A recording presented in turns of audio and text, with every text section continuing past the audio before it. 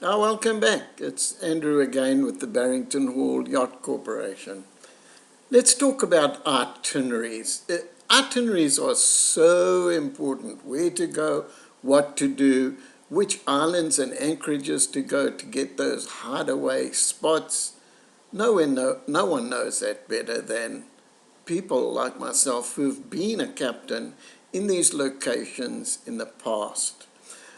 But better than that, because of our past experience, we have picture itineraries, daily picture itineraries of the British Virgin Islands, the Bahamas. We've got 2 in the Bahamas. We've got 2 in Greece. We've got the Grenadines, and we've got the French Riviera, all in picture form.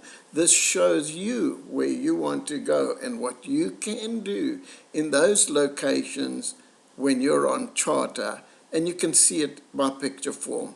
I feel that this is very much better than what everybody else does and what I used to do many years ago, where it was just script. We'd give you you can go here and you can go there, and there were no pictures. I have this for my guests, so enjoy them, look at them. It just gives you more ammunition and gives you better ideas to make smarter decisions for your vacation. Thank you again.